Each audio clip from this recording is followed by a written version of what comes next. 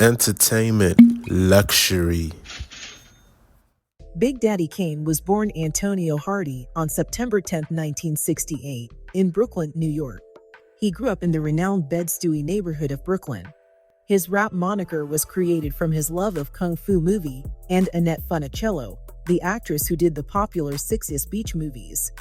He began his career in 1986 as a member of the rap group Juice Crew. He is widely recognized as one of hip-hop's most influential and accomplished MCs. Regarding the term Big Daddy Kane, he stated, "The Big Daddy and Kane come from two distinct things. The Kane aspect stemmed from my childhood obsession with martial arts films. The name Big Daddy is derived from a character played by Vincent Price in the film Beach Party." Rolling Stone magazine described Big Daddy Kane as a master wordsmith of rap's late golden age and a huge influence on a generation of MCs. They continued, "Legend has it that even the 80s greatest rapper, Rakim, turned down a challenge to go mic to mic with Kane. Big Daddy Kane is increasingly working with underground/alternative hip-hop artists." Big Daddy Kane has received numerous gold albums, including a Grammy Award in 1991 for Best Rap Performance by a Duo or Group for the song Back on the Block, and a VH1 Hip Hop Honor in 2005. Today we'll be taking a look at the top 8 luxury buys of Big Daddy Kane. Before we start, don't forget to poke that like button and subscribe. Also, don't forget to check out the link below to shop at the new entertainment luxury store. Number 1. BMW 535i. In 1988, BMW debuted a newly redesigned 5 Series.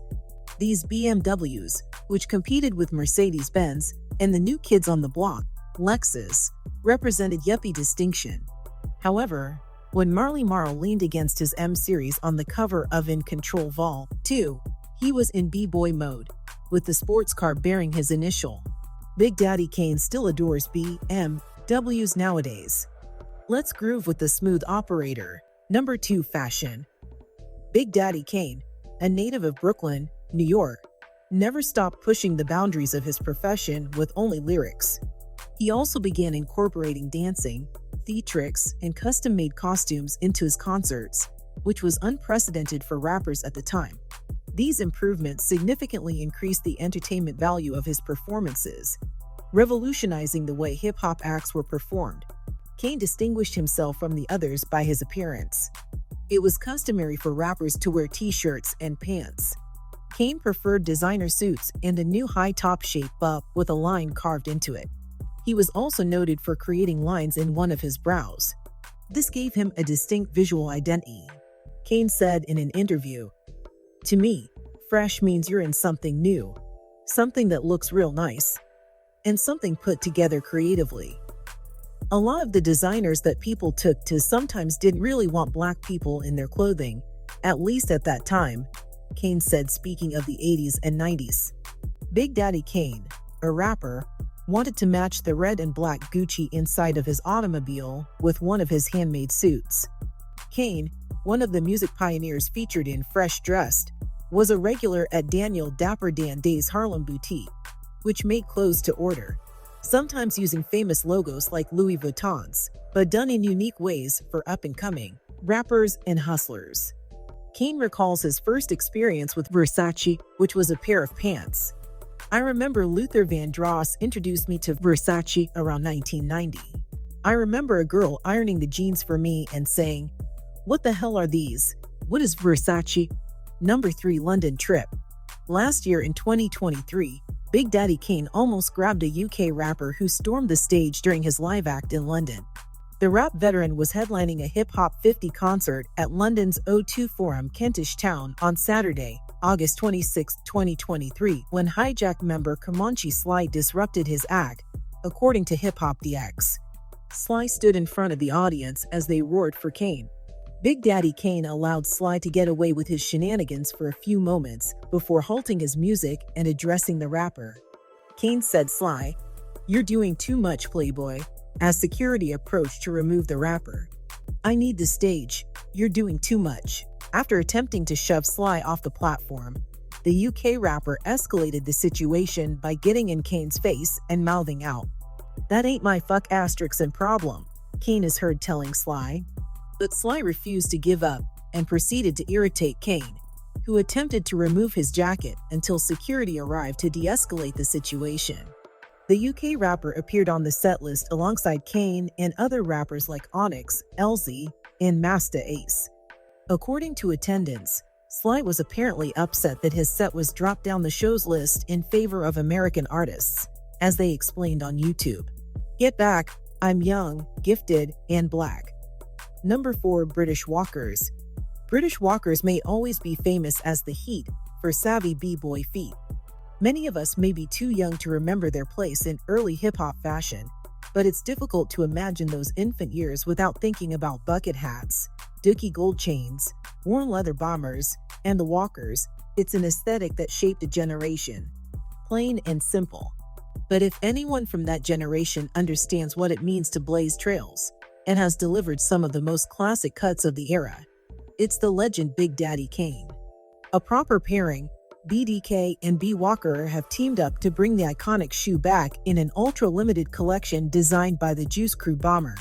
For his fly footwear debut, Kane sculpted himself a duet of designs. The first, a blackout leather concoction, with a polished accent running down the side. Number 5. Acting lessons. Big Daddy Kane's music earlier on was primarily included in comedy films, such as Tommy Davidson's Strictly Business. 1991, his music was also included on the television show In Living Color. 1989 to 1994, Kane began to take acting seriously when he appeared in the documentary Listen Up. 1990, alongside Quincy Jones. Kane's music continued to feature on the big screen in the 1990s, including films like Juice, 1992, featuring Omar Epps and Damon Wayans' action picture, Mo Money, 1992. He had roles in the comedy Dave Chappelle's Block Party, 2006, Dead Heist, 2007, and Something from Nothing, The Art of Rap, 2012. I Get the Job Done, I Work Baby.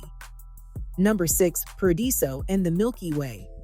Big Daddy Kane spoke to High Times about his affection for Amsterdam. I love Amsterdam. It's a real hip-hop city.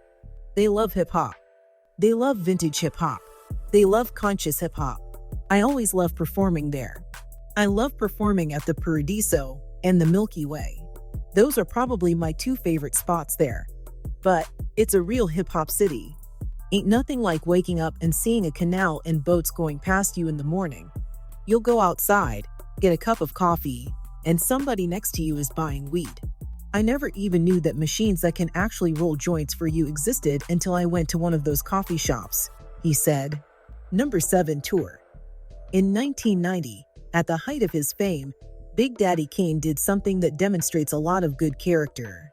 He took Queen Latifah with Naughty by Nature as roadies, MC Lyte, Digital Underground, featuring Tupac as a dancer, Third Base, and Jay-Z on his statewide Chocolate City tour. For some, the trip provided an opportunity to gain experience and build a fan following. At the time, Jay-Z was not a well-known musician, and Big Daddy Kane would change clothing in the middle of his act. He would then invite Jay-Z on stage to rap for him until he felt ready to restart the show. Warm it up, Kane. Number 8. Biopic. In an interview with High Times, Big Daddy Kane discussed his plans to make a biopic about his time with the Juice Crew. He explains, "We're working on a Juice Crew biopic, talking about the early lives of myself, Roxanne Shant, Biz Markie, MC Sean, Cool G Rap, Marley Marl, and Mr. Magic. I think that's going to be very interesting and entertaining. It's going to be told through the eyes of Mr. Magic, who is no longer with us. But a lot of people just don't know how funny and real this dude was. He was a very interesting person and very important in the early stages of hip-hop, because that's who brought it to radio. Ain't no half-stepping. I'm the Big Daddy Kane." This is the end of Top 8 Luxury Buys Big Daddy Kane. Make sure to click on link below and shop at the Entertainment Luxury Store. And tap the like button and subscribe to see our next list. Bye for now.